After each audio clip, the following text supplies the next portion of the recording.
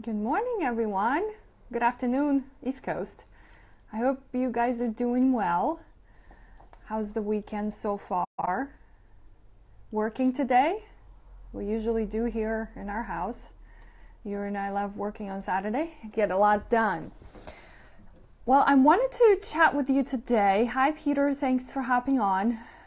This is everywhere in the news, and my head is spinning. Hi, Jim, from reading all about this Equifax data breach. And so I'm sure you've come across this once or twice now in the last couple of days. And so here's some things that I wanted to share with you, what would be prudent to do or be on the lookout for.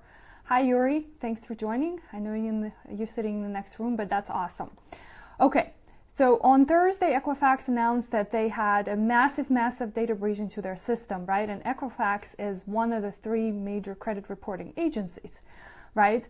That's where all of our important information is stored, such as social security numbers, birth dates, addresses, right? Those are the agencies, credit agencies that keep score on our credit reports so that when we go apply for credit, lenders can use that data to assess whether we're credit-worthy individuals. Okay, so Equifax was actually breached. Now, from what I can understand and read, things like social security numbers, names, addresses, and birthdays, what has been exposed, and it affected 143 million consumers. One of the things you can do, and I'll drop the link in the video here, and if you happen on, say hello. Okay, that's also awesome on your part. Don't just be sitting there and listening. Join in the conversation. Hi, Jim. Thanks for joining. Good to have you here. Hi, Yuri. Okay, I'll drop the link below in the comments, but Equifax has a site, or part of their site is when you can put in your last 6 numbers of the Social Security and your last name, and it will tell you, right, if your data was actually affected or if you were affected. Well, it's interesting that I tried my Social Security number and Yuri did his. It says that mine was affected. Hi, Dwayne. Thanks for hopping on. And Yuri's wasn't. Now, the other weird thing, and Jim and I talked about this yesterday, is that, and I still have that screenshot here on my computer. So what does it allows you to enroll in something called credit monitoring, right? But for those of us, and this is something that I'm hoping that Equifax can work on changing, hi Wanda, is that what they're telling me on the screen is that yes, potentially your data has been exposed, but you need to come back on September 14th to check back again, and they issued some kind of a trusted ID. So it's really weird how they approach this. So what I want you to do is at least double check and make sure that you know where you stand. Do we trust this 100% that it's true? We'll have to wait and see. And I do have some tips and suggestions for you on what you can do. Hi Wanda, good to have you here. Hope you're enjoying your weekend. Okay, now everywhere you're going to read in the news, if you search for Equifax data breach, everybody's talking about credit freeze. And that's probably one of the action steps you can take.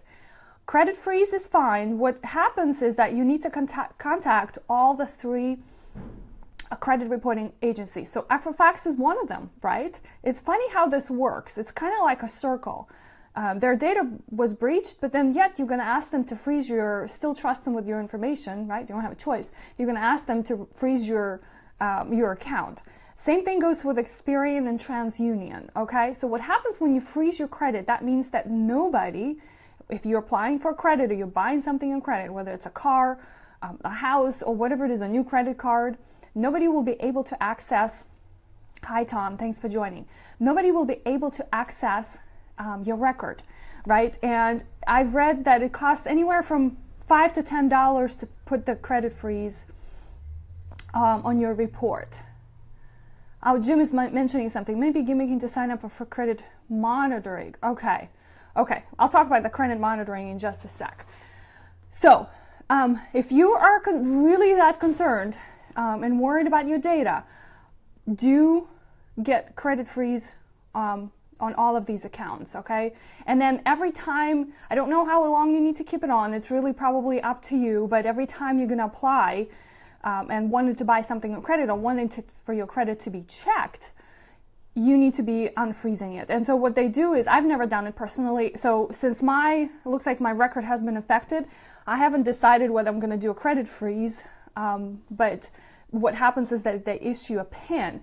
And actually, interesting, I've read also that Equifax mentioned that the PIN numbers that they issued to people, because credit freeze existed before this incident happened, and a lot of people do that because it helps with identity theft. So they talked about the fact that the PIN numbers were not compromised, but that's something that for you to decide. Yes, Yuri, so that's another thing too. It looks like their data has been exposed 2 months ago, and it's just coming out. So go figure, okay? Well, think about the fact that if you're really concerned and worried, credit freeze is one of the options for you to go about, okay? But then it just probably creates more action steps and things for you to do if you're going to get wanting to buy something on credit. Now, credit monitoring is something that also can be put in place. And this is probably the route that I'm leaning to go to, is that every time that there's something going on with your report or it's being changed, you're going to get a notification. Now, I get a lot of emails, a lot of notifications every day. Now, is this something that if it concerns you and you want to do it, go ahead and set it up. What we advocate for all of our clients at Main Street, and even all of my friends and everyone I know, make sure that you check your credit report.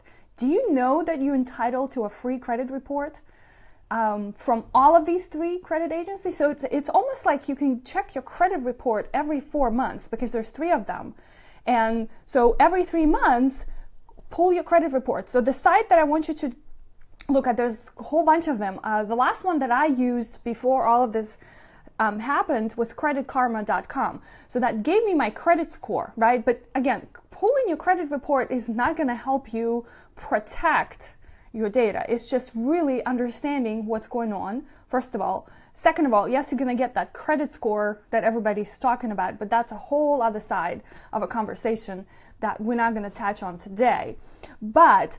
So the site that I want you to look at is annualcreditreport.com. That's when you can pull your credit report every 4 months, so once a quarter. Or if you're one of those people that only get to it once a year, do it. And what I want you to look there for, it's good to know the credit score. I want you to understand and know what accounts are there, right? Is everything on that report, does everything there belong to you? Okay. Hi, Barbara. Thanks for joining. Hi, AJ. Thanks for joining.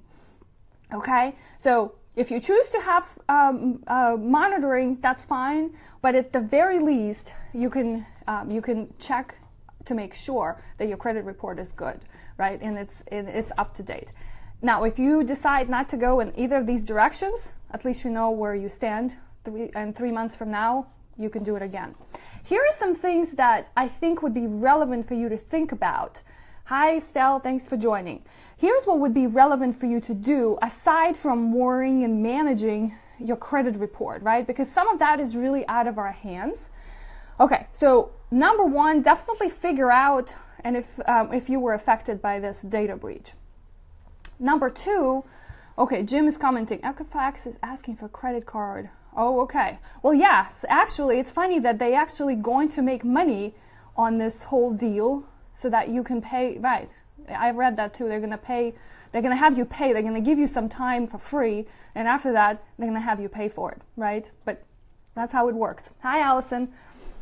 Okay, so here's what you can do right away. Okay, this involves no cost, and it's probably a prudent steps for everybody to have in their around their finances. Okay, something called 2-step authentication process. Okay, this applies to all of your financial accounts. So think about where you have your accounts, your bank, your retirement accounts, investment accounts. Everywhere you have a username and password and you're logging in online, you need to figure out if those institutions offer 2-step authentication process. So what that means is that it's not only a password that you need to log into the accounts, it actually, there's one more step further, and what it does, it sends a special message, usually in the form of text message or sometimes email, to give you a code that allows you to get in, okay?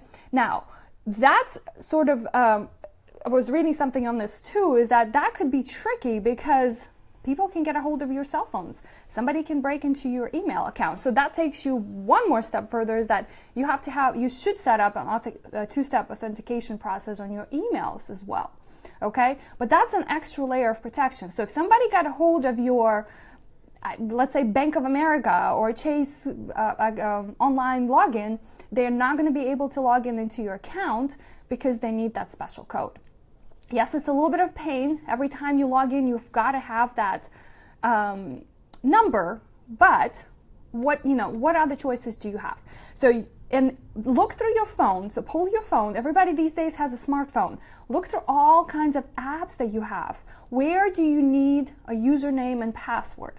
And if the username and password are sensitive and have sensitive data behind, then you need to think about an extra layer of protection. Okay.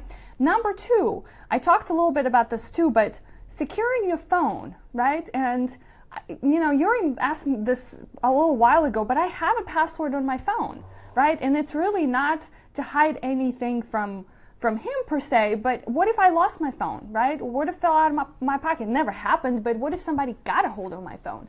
So you need to have a password that allows only you to get in. And with iPhones, I don't know how other devices work, but with iPhones, you have your finger, right? So that's even better. You don't even have to remember your password. You put your finger in and it unlocks your phone. So thanks, Dwayne.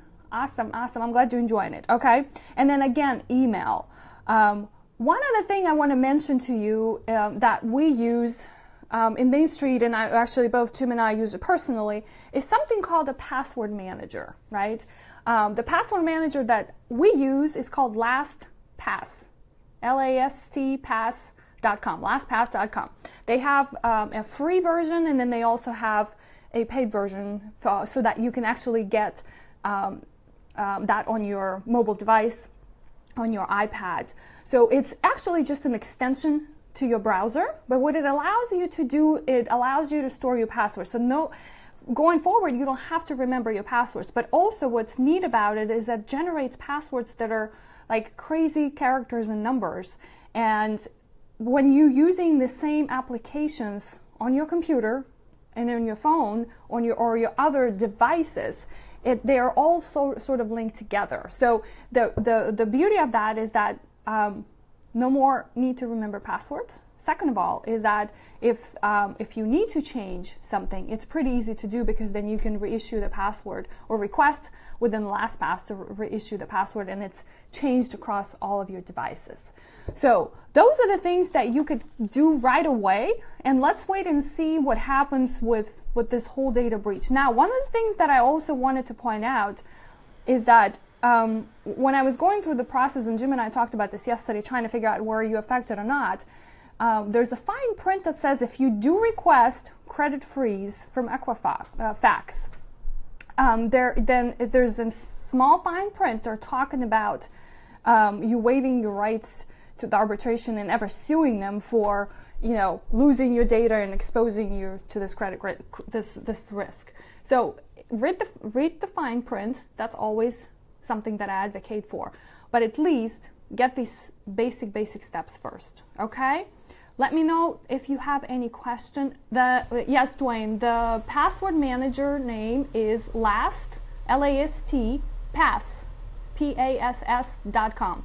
I'll put the link in the comments too, LastPass.com. And you can have it, I have it on my computer, on all of my browsers. I use Chrome, and then as well as on my phone. So, and all you really need is to have like a master password, like something that really strong. And if you're ever worried that you've been compromised, all you do is you change your password. There we go. Thank you, Yuri. Okay. Hi, Brianna. Thanks for joining. So let me know what you guys are planning to do. What if these tips were helpful? I am just like you, in the same boat, trying to figure out all of this, but definitely paying attention. Don't be prudent with your information, be prudent with your data. Okay, well, that's all I've got for the day. I hope you're enjoying your weekend and getting some work done or relaxing. Stay tuned, we'll see what happens, and I will see you later. Take care.